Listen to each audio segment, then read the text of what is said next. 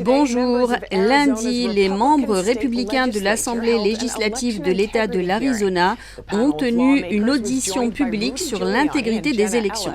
Rudy Giuliani et Jenna Ellis de l'équipe de campagne de Trump étaient présents. L'audition a été marquée par des témoignages et des questionnements sur les allégations de fraude électorale généralisée.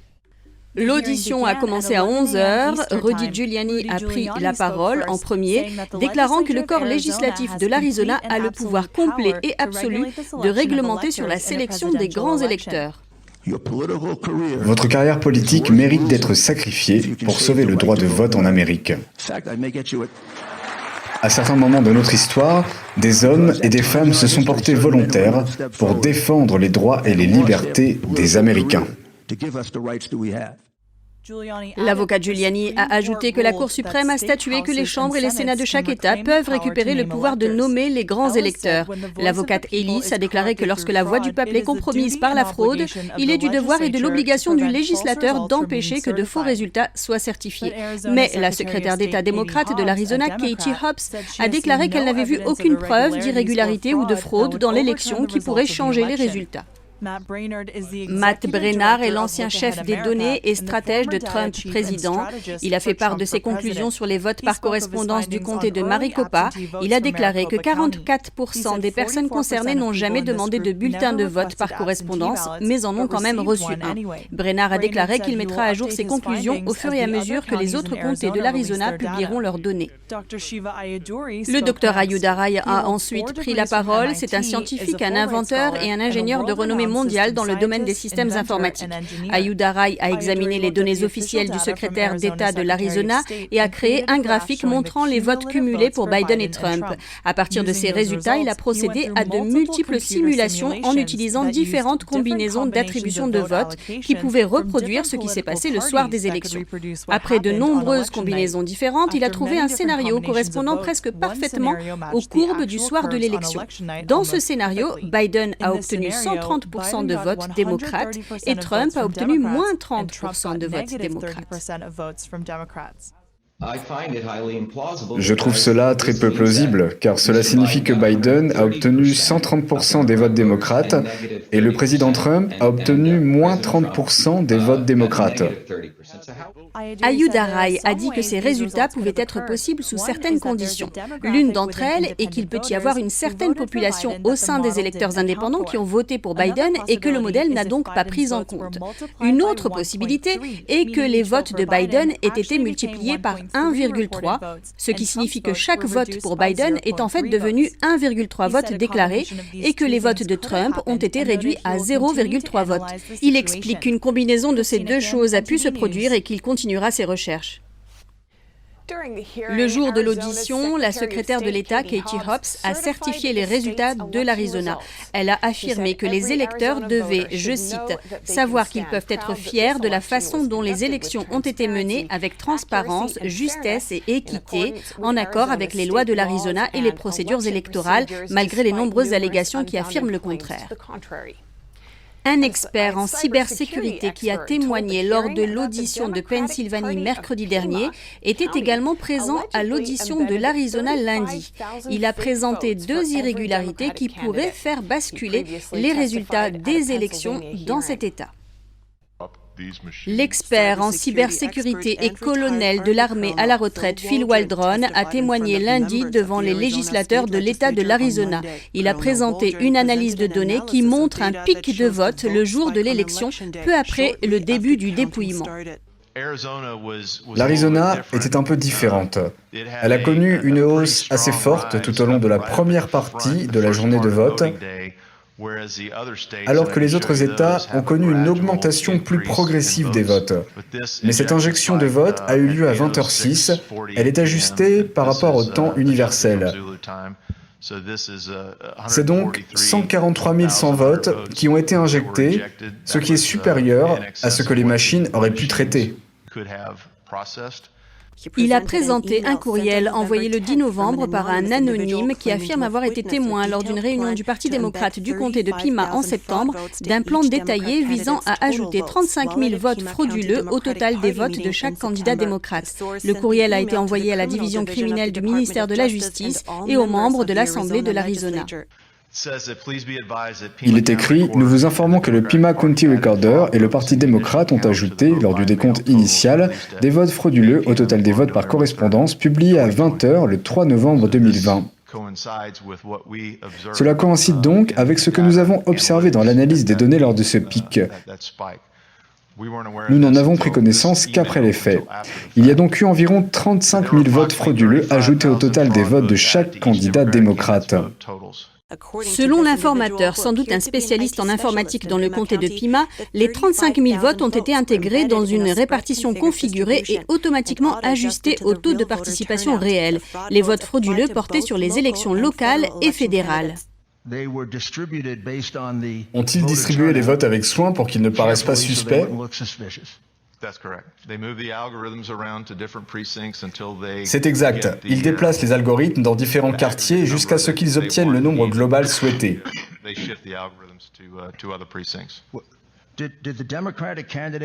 Biden et Harris font-ils partie des candidats démocrates qui ont bénéficié de ces 35 000 faux votes?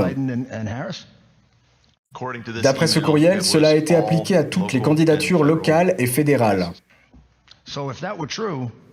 Si cela était vrai, alors les résultats de l'élection sont totalement à l'opposé de ceux qu'ils sont si impatients de certifier.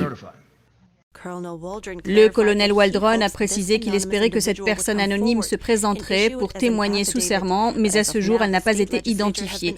Il a ajouté que cette irrégularité pouvait être prouvée par un examen criminalistique détaillé des machines utilisées dans le comté de Pima. Pendant l'audition, ce même expert a déclaré que la sécurité intérieure et la cybersécurité nationale avaient analysé ses recherches sur les vulnérabilités du système de vote américain en août dernier. Il affirme que suite à cela, le département de la sécurité intérieure avait reconnu dès le mois d'août que le logiciel présentait de multiples vulnérabilités. Phil Waldron, expert en cybersécurité et ancien colonel de l'armée, est spécialisé dans la guerre informatique. Il a témoigné devant les législateurs républicains de l'Arizona. Il a déclaré qu'il avait partagé les recherches approfondies de son équipe sur les vulnérabilités des systèmes de vote avec le personnel du département de la sécurité intérieure du Texas, quelques mois avant les élections. Parmi les vulnérabilités signalées, les connexions des machines à Internet et des logiciels malveillants. Quand j'ai commencé à travailler sur ce projet en août, je les ai appelés et je leur ai dit « Vous devez venir voir ça ». C'est ce qu'ils ont fait. Ils ont d'abord passé les 3 premières heures à examiner les données. À la fin, l'un d'entre eux a dit « Je crois que je dois sortir pour vomir ». Waldron affirme que le personnel de la sécurité intérieure avait également continué à suivre l'affaire et qu'ils avaient reçu plus de 600 gigaoctets de données au fil du temps.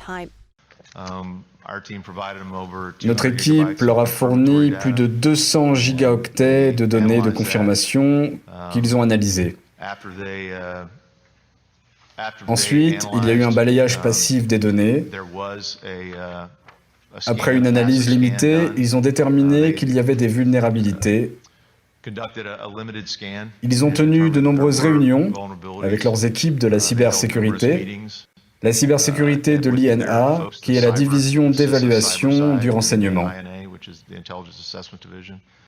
Il a également affirmé que des employés de la sécurité intérieure lui avaient dit que la division des élections de la cybersécurité nationale ne participerait pas aux réunions et aux débriefings sur les documents fournis par son équipe. Un des législateurs républicains a alors rappelé que Chris Krebs, l'ancien directeur de la cybersécurité nationale, avait déclaré que l'élection de 2020 était la plus sûre de l'histoire. Il a déclaré « Nous ne sommes pas connectés à Internet, aucun vote ne sort de ce pays ». Ce sont toutes des choses qu'il a déclarées publiquement. Donc, êtes-vous prêt à déclarer sous serment que vous avez bien vu la connexion à Internet, que vous l'avez vue partir d'un point à un autre situé en Allemagne, à Francfort, ces choses que vous avez personnellement vues et que vous pouvez affirmer, pouvez-vous dire qu'elles ne sont pas vraies? Nos pirates en chapeau blanc, oui, ils ont ce trafic dans leur paquet de données. Alors,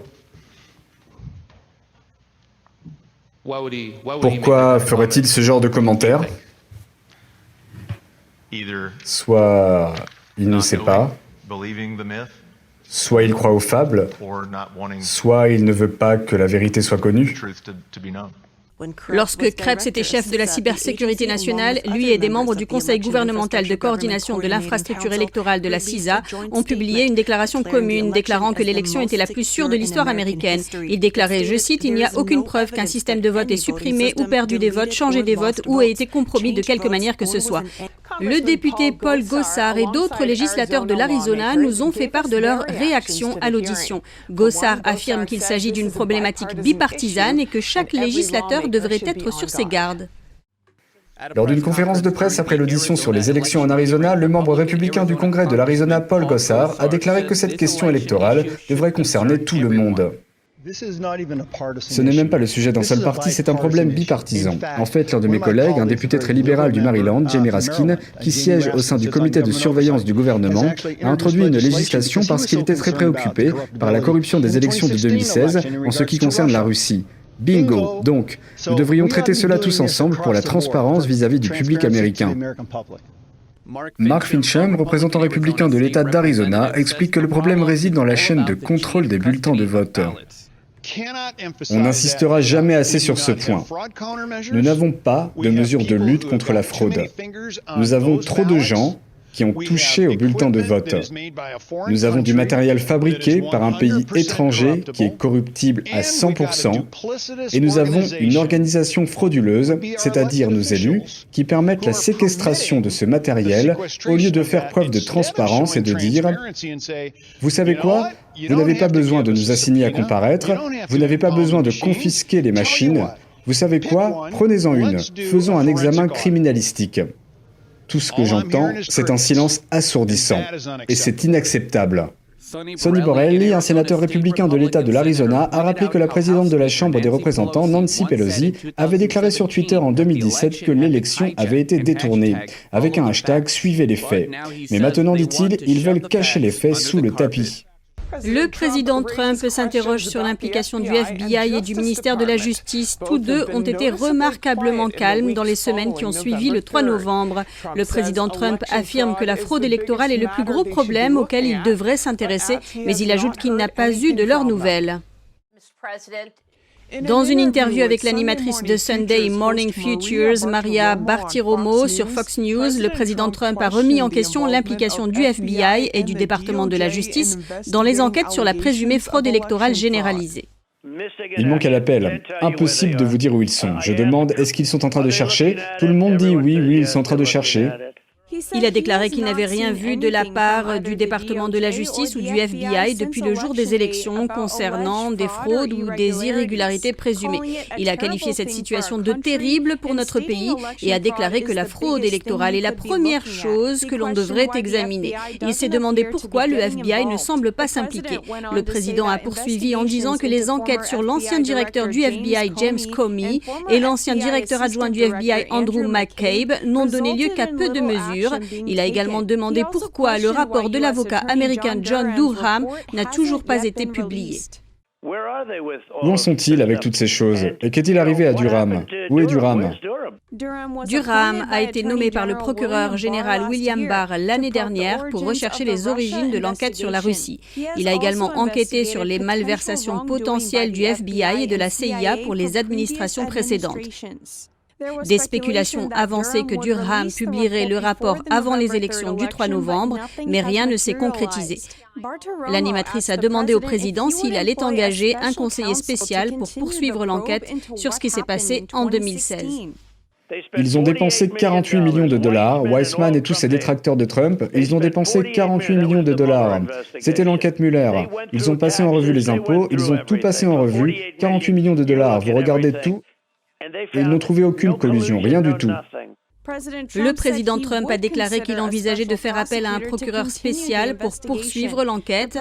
Il a ajouté qu'il pense avoir fait beaucoup pour le pays pendant sa présidence, mais qu'il aurait pu faire plus s'il n'avait pas fait l'objet d'une instruction avant même son entrée en fonction.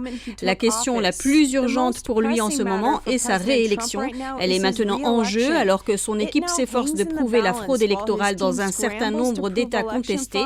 Trump a ajouté « On a besoin d'un juge qui soit disposé à entendre une affaire et d'une Cour suprême qui soit prête à prendre une décision vraiment importante. » On ne nous autorise pas à apporter nos preuves. On nous dit « vous n'avez pas la capacité d'agir ». Je réponds au juge que je voudrais faire un beau et grand procès pour parler de ça et de beaucoup d'autres choses, avec de formidables preuves. Son équipe utilise la double stratégie de porter plainte pour atteindre la Cour suprême des États-Unis et de solliciter les assemblées législatives des États pour qu'elles désignent leurs propres grands électeurs républicains au collège électoral. Selon lui, il faudra un juge ou un corps législatif courageux pour prendre des mesures afin d'annuler les résultats de l'élection. Il a dit à l'animatrice Bartiromo qu'il ne donnerait pas de date précise, mais que son équipe devait agir très vite. De plus en plus de partisans de Trump se rassemblent pour exprimer leurs préoccupations au sujet des élections. Au-delà des rassemblements Stop au vol dans tout le pays, un groupe de partisans est sur la route pendant 2 semaines. Ils nous ont confié leur motivation. Un groupe de supporters de Trump a donné le coup d'envoi d'une tournée en bus en Floride dimanche. Baptisé Marche pour Trump, le groupe prévoit de montrer son soutien au président en se rendant dans 18 États, y compris des États très disputés comme la Géorgie et la Pennsylvanie. L'une des organisatrices de l'événement, Amy Kramer, a déclaré que la course à la présidence n'était pas terminée. Peu importe ce que les grands médias et les démocrates voudraient vous faire croire, ce n'est pas fini. Le peuple choisit le président des États-Unis, pas les médias. Et nous sommes furieux à ce sujet. Pendant 4 ans, ils ont essayé de renverser ce président. Et maintenant, ils essaient de lui voler l'élection. Et nous n'allons pas le tolérer. Et nous allons porter nos voix dans la rue.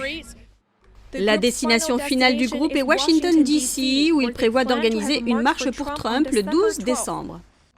Nous voulons que les gens sortent et nous voient qu'il y a des mécontents et qu'ils se joignent à nous pour faire savoir à notre président que nous le soutenons, que nous sommes derrière lui et que nous ne laisserons pas cette élection être volée.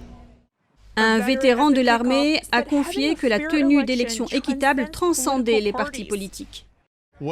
Que vous soyez républicain ou démocrate n'a rien à voir avec ça. Ce que ça veut dire, c'est que votre vote n'a peut-être pas été compté.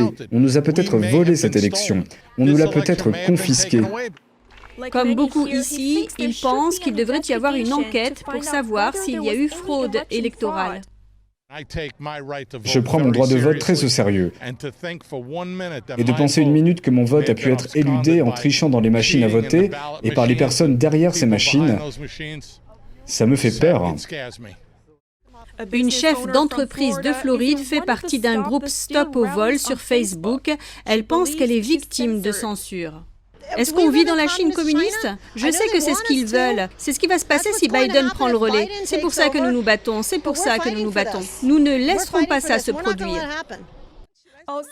Une habitante de Floride qui a immigré de Chine il y a plus de 20 ans était également présente au coup d'envoi. Elle a déclaré qu'elle soutenait Trump parce qu'elle voulait prévenir l'influence du communisme aux États-Unis. Nous aimons l'Amérique, nous aimons Trump.